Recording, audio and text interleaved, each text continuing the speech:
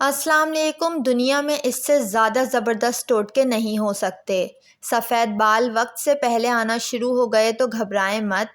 एक पैन में कलौंजी और नीम का तेल डालकर इसमें कड़ी पत्ते, मेहंदी और नीम का ताज़ा पत्ते शामिल करके हल्की आंच पर इतना पकाएं कि पत्ते जलने लगें।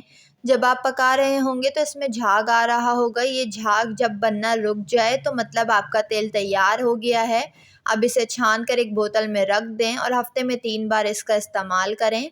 मछली को धोने से कबल इसमें ढेर सारा नमक लगा कर रखें। इसकी वजह से इसकी नमकियात से मछली की बदबू ख़त्म हो जाएगी और इसका गोश्त नरम हो जाता है।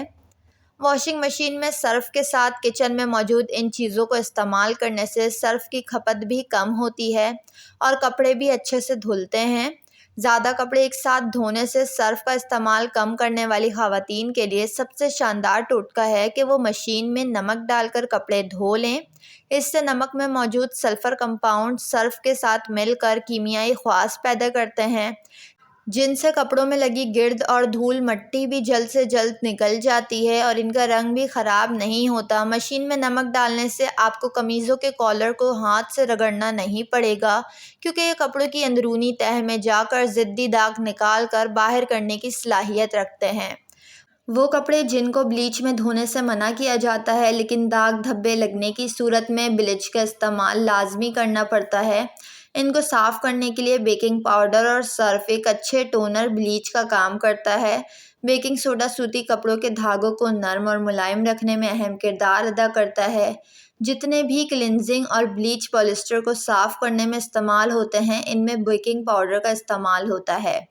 बाल गिरना और खुश्की। खुश्की इस वक्त होती है जब खोपड़ी और बालों को हाइड्रेट नहीं किया जाता। बालों का गिरना भी होता है। केला इस मसले का इलाज में मौसर है।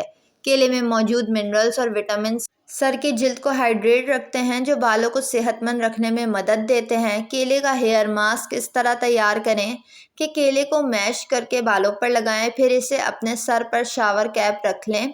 ऐसा करने से बालों में नमी बरकरार रहेगी। 20 से 30 मिनट के बाद बालों को सादा पानी से धो लें।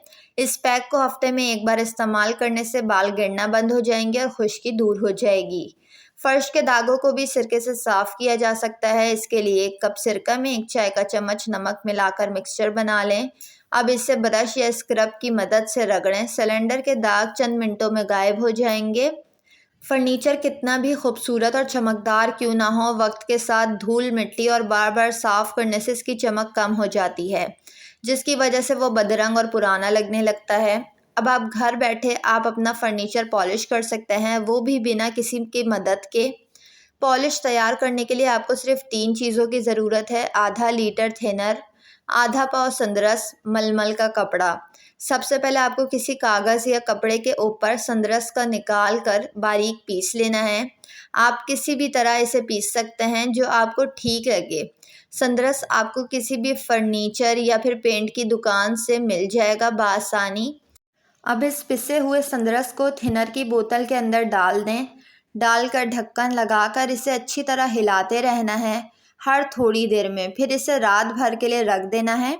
अगली सुबह थिनर और संदरस वाला मिक्सचर मलमल के कपड़े से छान कर दूसरी बोतल में डाल दें और इसे अच्छे से छानना है ताकि फर्नीचर पर पॉलिश इतनी ही अच्छी हो। अब इसी मलमल के कपड़े से हम पॉलिश करेंगे।